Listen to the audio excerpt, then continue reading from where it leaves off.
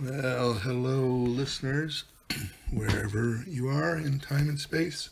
And I greet you from, excuse me, greet you from inside of March 28th, 2021, near the end of Periscope.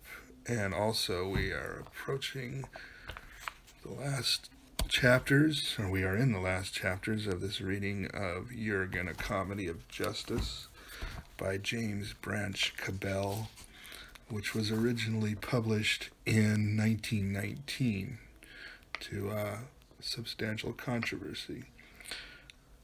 Here is chapter 35. What Grandfather Satan reported. Next, the tale tells how three inferior devils made a loud music with bagpipes as Jurgen went into the black house of Barathum to talk with Grandfather Satan.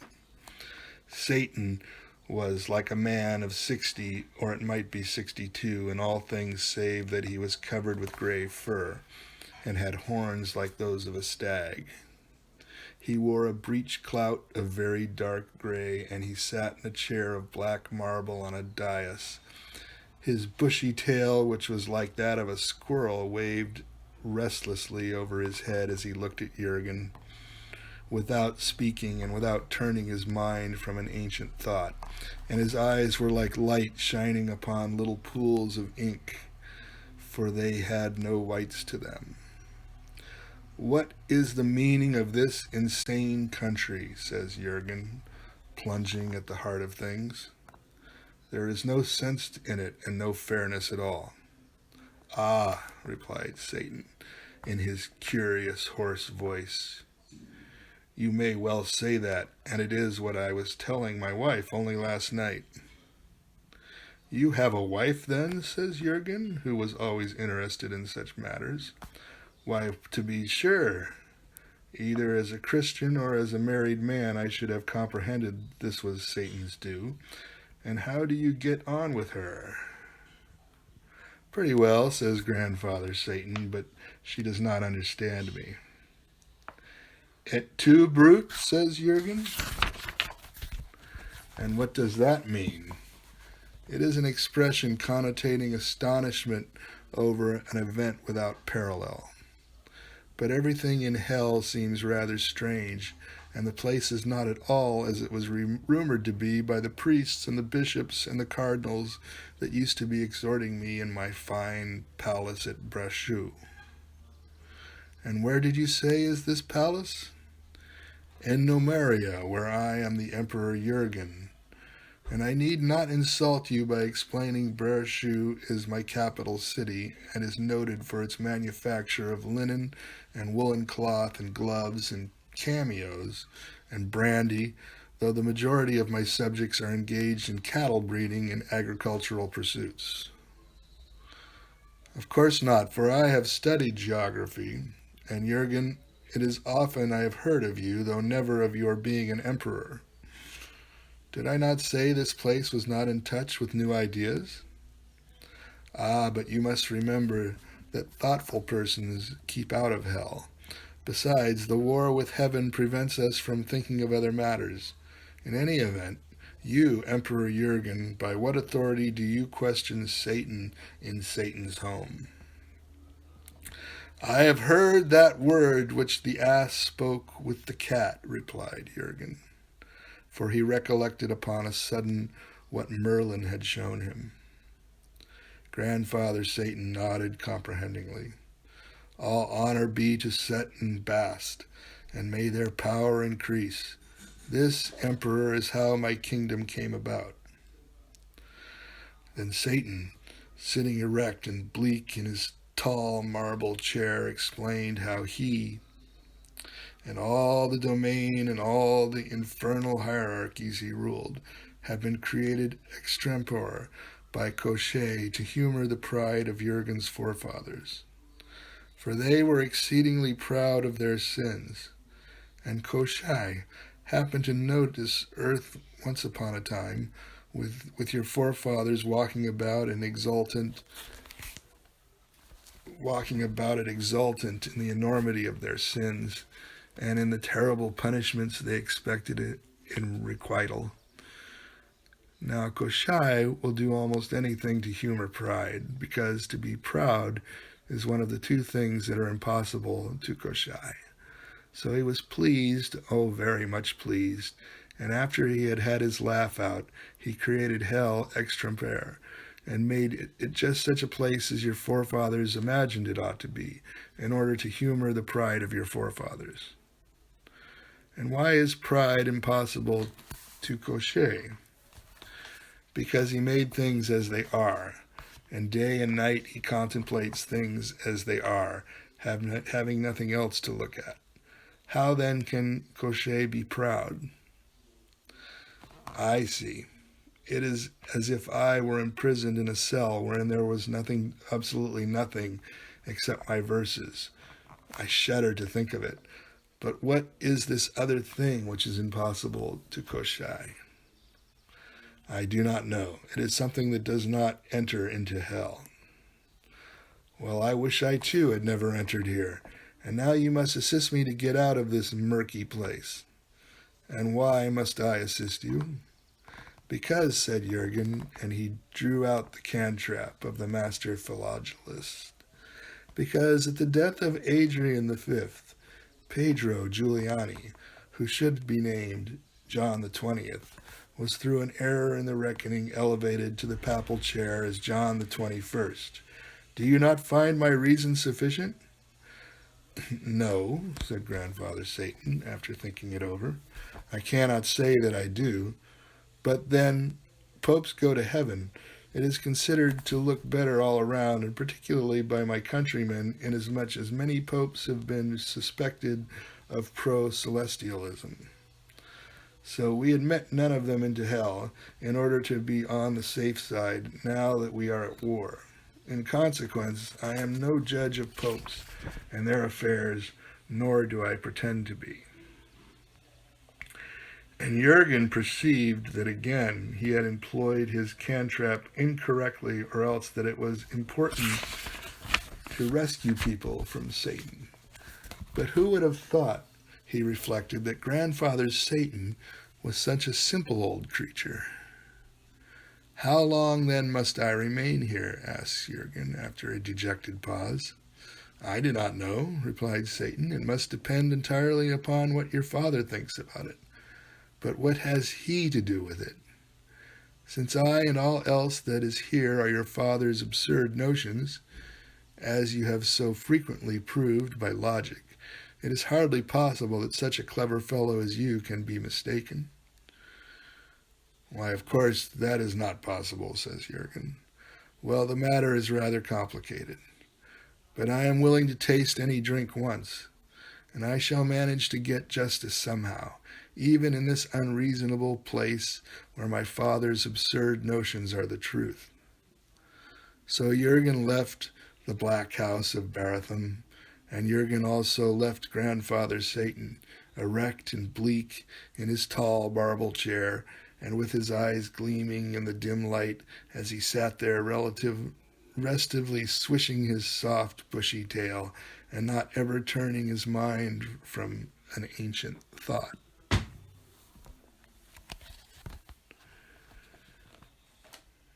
Chapter 36. Why Koth was contradicted. Then Jurgen went back to Korisma, where Koth, the son of Smoit and Stinvar, stood conscientiously in the midst of the largest and hottest flame he had been able to imagine, and rebuked the outworn devils who were tormenting him, because the tortures they inflicted were not adequate to the wickedness of Koth.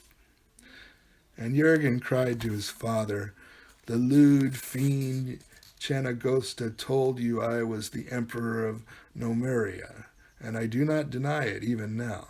But do you not perceive I am likewise your son Jurgen?" "Why, so it is," said Koth, "now that I look at the rascal. And how, Jurgen, did you become an emperor?" "Oh, sir, and is this a place wherein to talk about mere earthly dignities? I am surprised your mind should still run upon these empty vanities, even here in torment. But it is inadequate torment, Jurgen, such as does not save my conscience. There is no justice in this place, and no way of getting justice. For these shiftless devils do not take seriously that which I did, and they merely pretend to punish me, and so my conscience stays unsatisfied. Well, but Father, I have talked with them, and they seem to think your crimes do not amount to much after all. Koth flew into one of his familiar rages. I would have you know that I killed 8 men in cold blood, and held 5 other men while they were being killed. I estimate the sum of such inequity as 10.5 murders, and for these my conscience demands that I be punished. Ah, but sir, that was 50 years or more ago, and these men would now be dead in any event. As you see, it does not matter now. I went astray with women, with I do not know how many women. Jurgen shook his head. This is very shocking news for a son to receive, and you can imagine my feelings. Nonetheless, sir, that also was 50 years ago, and nobody is bothering over it now.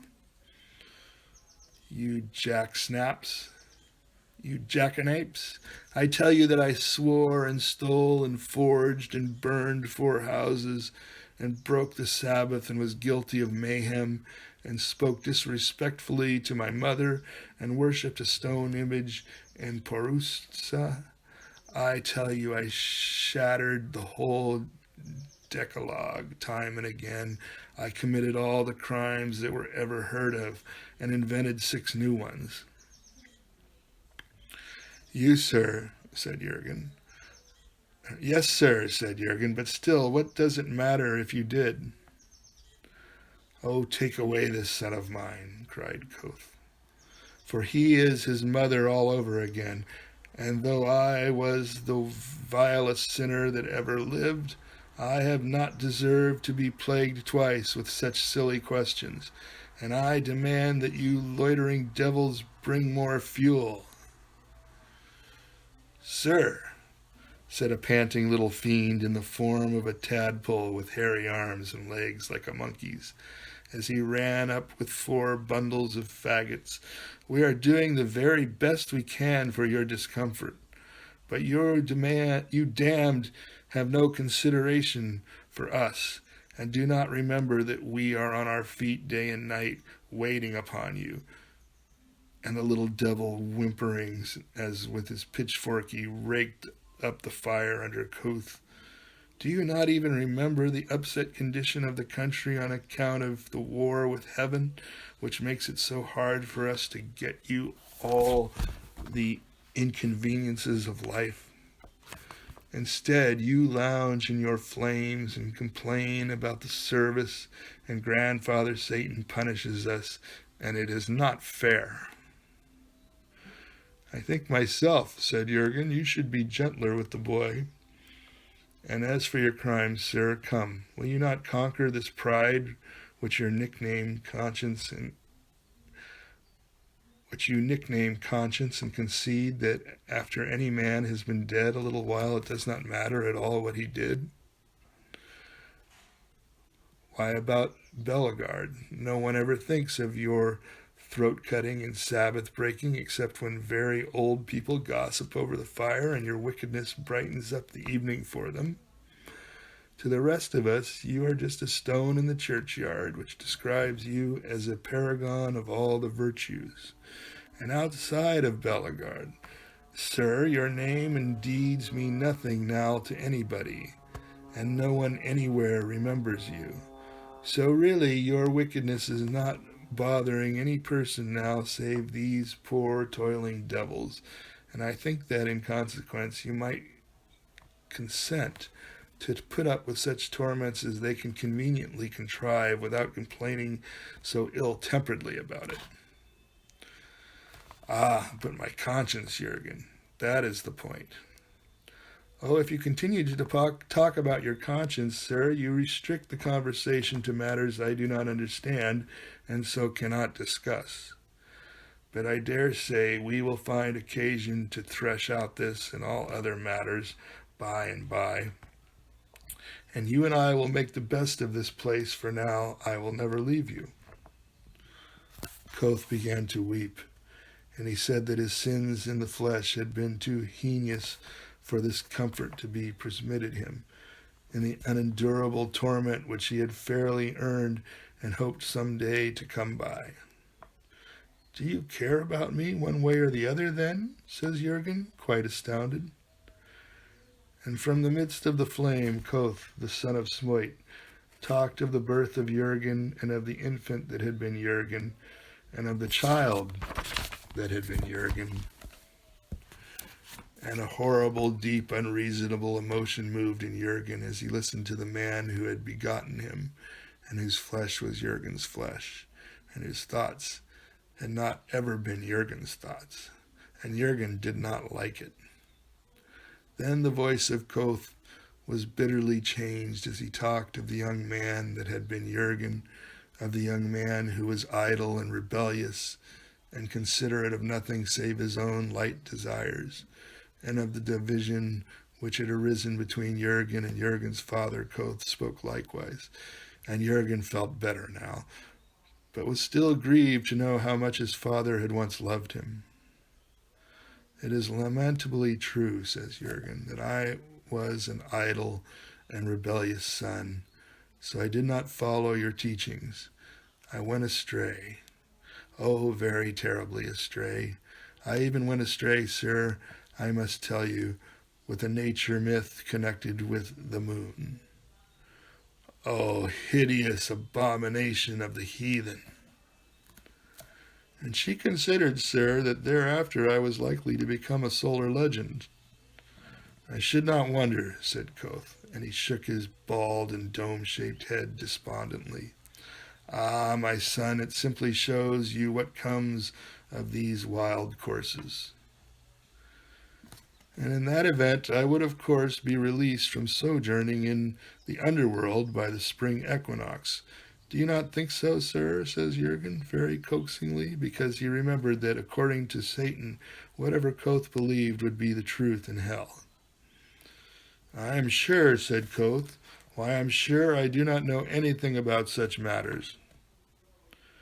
Yes, but what do you think?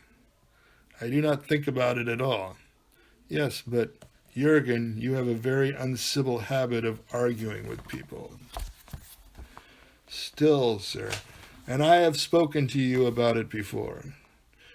Yet, father, and I do not wish to have to speak to you about it again. Nonetheless, sir, and when I say that, I have no opinion, but everybody has an opinion, father. Jurgen shouted this, and he felt it was quite like old times. How dare you speak to me in that tone of voice, sir? But I only meant, do not lie to me, Jurgen, and stop interrupting me. For as I was saying when you began to yell at your father as though you were addressing an unreasonable person, it is my opinion that I know nothing whatever about equinoxes, and do not care to know anything about equinoxes. I would have you understand, and that the less said as to such disreputable topics, the better, as I tell you to your face. And Jurgen groaned. Here is a pretty father. If you had thought so, it would have happened. But you imagine me in a place like this, and have not sufficient fairness, far less paternal affection, to imagine me out of it. I can only think of your well-merited affliction, you quarrelsome scoundrel, and of the host of light women with whom you have sinned, and that of doom which has befallen you in consequence. Well, at worst, says Jurgen, there are no women here. That ought to be a comfort to you. I think there are women here, snapped his father. It is reputed that quite a number of women have had consciences. But these conscientious women are probably kept separate from us men in some other part of hell. for the reason that if they were admitted into Charisma, they would attempt to tidy the place and make it habitable. I know your mother would have been meddling out of hand. Oh, sir, and must you still be finding fault with mother? Your mother, Jurgen, was in many ways an admirable woman. But, said Koth, she did not understand me. Ah, well, that may have been the trouble. Still, all this you say about women being here is mere guesswork. It is not, said Koth, and I want none of your impudence either. How many times must I tell you that? Jurgen scratched his ear reflectively, for he still remembered what Grandfather Satan had said, and Koth's irritation seemed promising. Well, but the women here are all ugly, I wager. They are not, said his father angrily.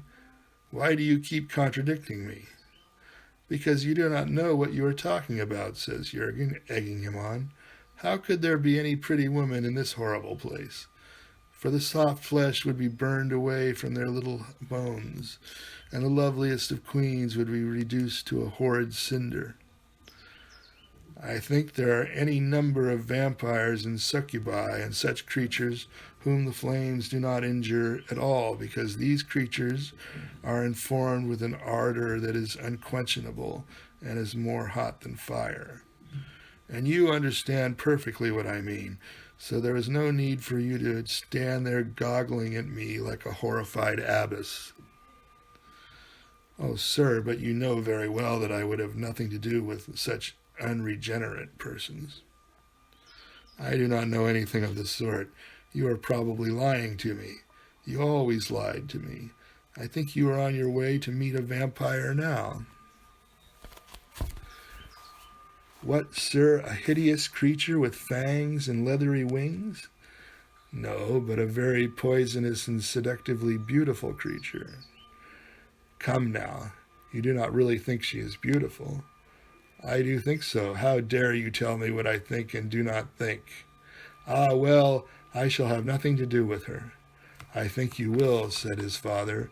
Ah, but I think you will be up to your tricks with her before the hour is out.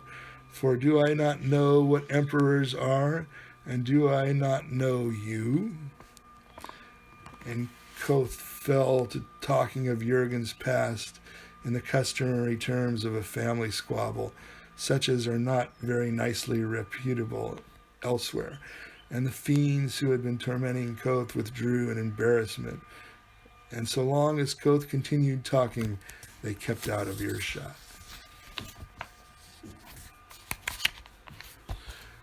All right. Back soon with more, and these are archived on the Roarshock channel at YouTube. So please subscribe to me there. Thanks. Thank you.